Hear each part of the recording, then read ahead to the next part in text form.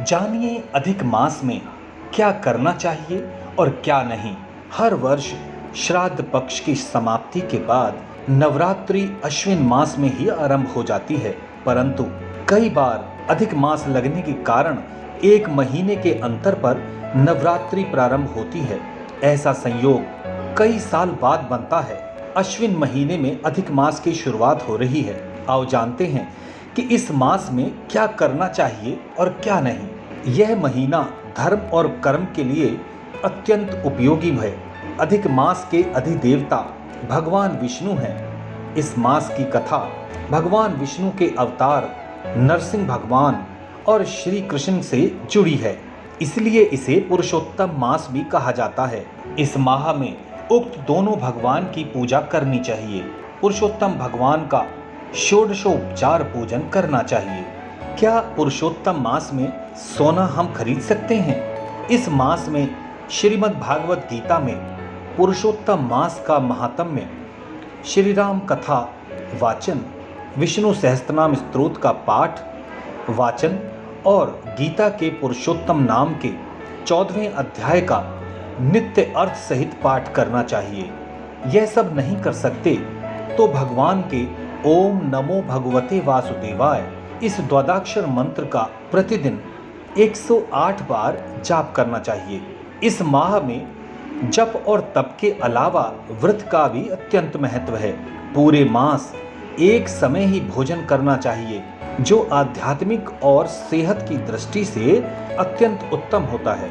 भोजन में गेहूं, चावल, जौ, मूंग, तिल, बथुआ, मटर, चौलाई, ककड़ी, केला, आंवला, दूध, दही, घी, आम, पीपल, जीरा, सौंठ, सेंधा नमक, इमली, पान सुपारी, कटहल, सहतूत, मेथी आदि खाने का विधान है।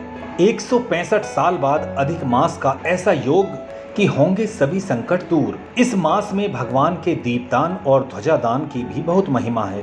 पुरुषोत्तम मास में स्नान, पूजन, अनुष्ठान और दान करने से विशेष फल की प्राप्ति होती है। इस माह में विशेषकर रोग निवृत्ति के अनुष्ठान, ऋण चुकाने के कार्य, शल्य क्रिया, संतान के जन्म संबंधी कर्म, सूरज जलवा आदि, गर्भाधान, पुंसवन, सीमांत जैसे संस्कार किए जा सकते हैं। इस माह में यात्रा करना, साझेदारी के कार्य करना, मुकदमा लगाना, बीज बोना, वृक्ष लगाना, दान देना, सार्वजनिक हित के कार्य, सेवा कार्य करने से किसी प्रकार का कोई दोष नहीं है। क्या नहीं करना चाहिए? इस पुरुषोत्तम मास में किसी भी प्रकार का व्यसन ना करें, मांसाहार से दूर रहें। मांस, शहद, चावल का मांड, उड़द, राई, मसूर, मूली, प्याज, लहसुन, बासी भोजन, नशीले पदार्थों का सेवन नहीं करना चाहिए। इस माह में विवाह, नामकरण, अष्टकादि श्राद्ध, तिलक, मुंडन, यज्ञोपवीत, कर्णछेदन, गृह प्रवेश, देव प्रतिष्ठा, संन्यास अथवा शिष्य दीक्षा लेना, यज्ञ आदि शुभ कर्मों और मांगलिक कार्यों का भी निषेध है। अधिक मास या पुरुषोत्तम मास, जिसे खरमास या मलमास भी कहा जाता है, इस महीने में वस्त्र, आभूषण, घर, दुकान, वाहन आदि की खरीदारी नहीं की जाती, परंतु बीच में कोई शुभ मुहूर्त हो तो ज्योतिष की सलाह पर आभूषणों की खरीदारी की जा सकती है। अपशब्द, गृह कलह, क्रोध, असत्य भाषण और समागम आदि कार्य भी नहीं करने चाहिए। कुआं, बोरिंग, तालाब का खनन आदि का त्याग करना चाहिए। खबरों में बने रहने के लिए चैनल को सब्सक्राइब करें और ये बेल आइकन जरूर दबाएं।